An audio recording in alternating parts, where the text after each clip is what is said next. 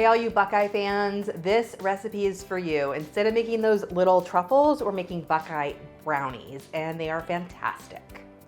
Gooey, rich, fudgy, chocolatey, peanut buttery, these are the best brownies you'll ever eat.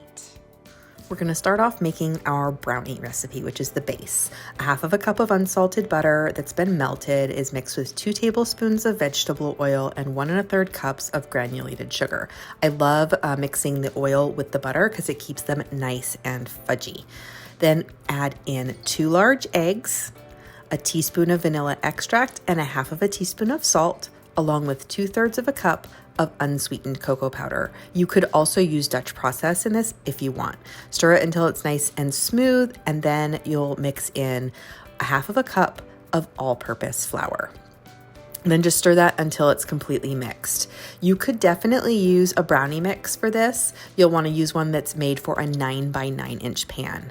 Place it into the 9 by 9 inch pan. I line mine with foil and spray it with nonstick cooking spray for easy removal. Bake these at 350 for about 18 to 22 minutes. Instead of making that creamy peanut butter filling, instead I'm making these super simple with Nutter Butter cookies, kind of like Oreo truffles, but Nutter Butter truffles.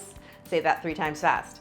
Nutter Butters in America are a peanut butter sandwich cookie with like a crunchy cookie and peanut butter filling. So you can use any brand of that you want. It doesn't have to be the Nutter Butter brand. So the filling only has 2 ingredients, cream cheese and those cookies. You blend that all up in the food processor and press it on top of those brownies.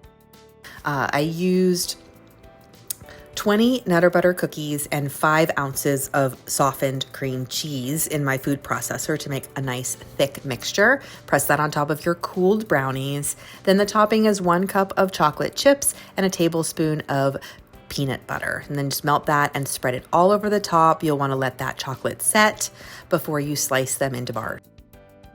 Top it with that chocolate mixture and you have the best Buckeye brownies that you'll ever eat. If you don't follow me already, be sure to subscribe to my channel and keep watching for even more brownie recipes.